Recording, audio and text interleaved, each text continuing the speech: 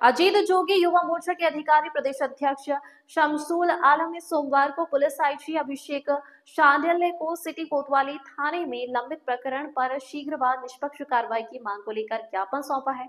उन्होंने बताया कि 2 माह पूर्व मुकेश साहू पर 3 नाबालिग युवकों ने आंख में मिर्ची पाउडर डालकर जानलेवा हमला किया था, जिसकी शिकायत तत्काल सिटी कोतवाली में की गई थी। सीसीटीवी फुटेज में तीनों आरोपी पहचाने गए हैं, जिनमें से 2 को पुलिस ने पकड़कर समझाइश देकर छोड़ दिया था, जबकि एक आरोपी फरार बताया गया था। 1 माह बाद फरार युवक ने मोहल्ले में आकर मुकेश साहू के साथ गाली गलौज कर विवाद किया। विवाद के बाद दोनों पक्षों ने थाना सिटी कोतवाली में आवेदन दिया था।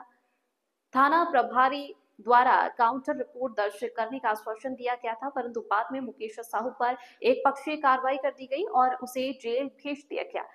जनता कांग्रेस जोगी युवा मोर्चा द्वारा अपने ज्ञापन में कहा गया कि दूसरे पक्ष पर कार्रवाई के लिए कोतवाली पुलिस द्वारा गोलमोल जवाब देकर मामले को टाल दिया गया है। वहीं उल्टे मुकेश को जिला बदर करने हेतु कलेक्टर कार्यालय में प्रस्ताव भेज दिया गया है। उन्होंने इस मामले में आईजी से निष्पक्ष कार्रवाई करने की मांग की है। संवाददाता विश्वनाथ देवांगन की रिपोर्ट। किस मुद्दे को लेकर के आए थे?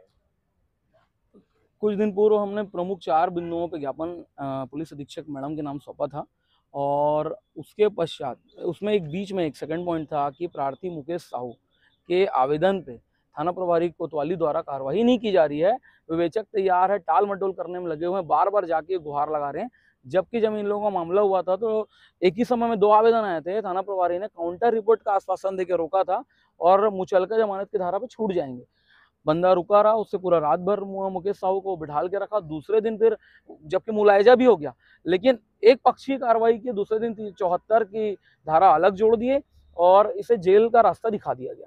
जेल से आने के पश्चात, जमानत कराने के पश्चात जब थाना प्रभारी के पास मुकेश साहू पहुंचा और गुहार लगाई कि सर मेरे आवेदन के ऊपर भी तो कार्रवाई कर दीजिए, तो आज तक टाल मटोल करने में लगे हुए हैं। पुलिस अधीक्षक मैडम को हमने ज्ञापन दिया था, उस दिन राहुल देव शर्मा सर ने ज्ञापन लेकर के हमें आश्वस्त किया था कि कार्रवाई होगी और अब तक कोई कार्रवाई नहीं। उसके बाद भी जाके थाना प्रभारी से मिल डाले, वो सिर्फ टाल मटोल और गोल घुमाने लगे हुए हैं, जबकि विवेचक तैयार है। इसके फलस्वरूप आज हम लोग आईजी महोदय के पास आए हुए थे कि सर इसमें कार्रवाई कीजिए। पूरे बातों को मैंने विस्तृत तरीके से आईजी साहब को बताया और लेटर में उसका वर्णन भी किया है। साहब बोले मैं तुरंत एसपी मैडम से बात कर रहा हूँ और इसमें कार्रवाई होगी, ऐसा आश्वस्त किया है। मामला क्या था?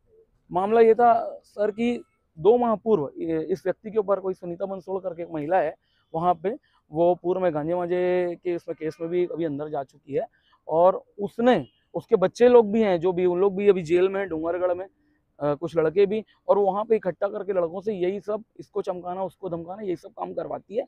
और उसके संरक्षण में 3 नाबालिग युवक द्वारा 2 महीने पहले इसके आंख में मिर्ची पाउडर छीट के इसके ऊपर हमला किया गया था जानलेवा, लेकिन ये भाग्यपूर्वक बच निकला और इसने आवेदन दिया था। उसमें से 2 आरोपी पकड़ाए थे, एक फरार था। कुछ दिन बाद मतलब 20-25 दिन बाद वो दिख गया सामने और फिर से विवाद वाली स्थिति पैदा हो गई।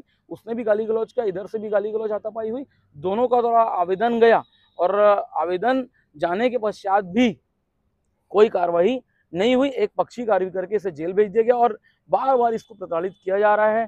पूर्व में इसके जो भी रहे होंगे केसेस सब क्लियर हो चुके हैं, 1-2 को छोड़ के सब में इसको बाइज्जत कोर्ट ने रिहा कर दिया है। उसके बावजूद भी जबरदस्ती परेशान करने के लिए सब चीज़ों को किया जा रहा है और कभी भविष्य में अगर इसके साथ कुछ भी गलत काम रहा होगा तो पूर्व में जो थाने में प्रभारी थे और स्टाफ था उन लोगों का संरक्षण प्राप्त था, संरक्षण के साथ काम हुआ, उसके बाद भी बंदा सजा काटा। तो मैं आप लोगों से कहना चाहूँगा कि अगर ये गलत करके सजा काट सकता है तो इसका हिस्सा जो पैसा पुलिस वाला ले रहा है, जो प्रभारी ले रहा है, वो भी तो बराबरी का हकदार है, तो उनको भी सजा मिलनी चाहिए। तो इन्होंने हाई कोर्ट लगाया था और उस समय फिर इन लोगों का राजीनामा हो गया था कि अब से नहीं होगा, लेकिन फिर से वो चीजें शुरू हो गई है। आप बताइए, इतने बड़े बड़े लोग यहाँ पे इतने बड़े बड़े केस करके बैठे हैं, उनको जिला बदर नहीं किया गया और द्वेषपूर्वक थाना प्रभारी अभी अभी आए हैं और राजनांदगांव को अच्छे से जानते भी नहीं है।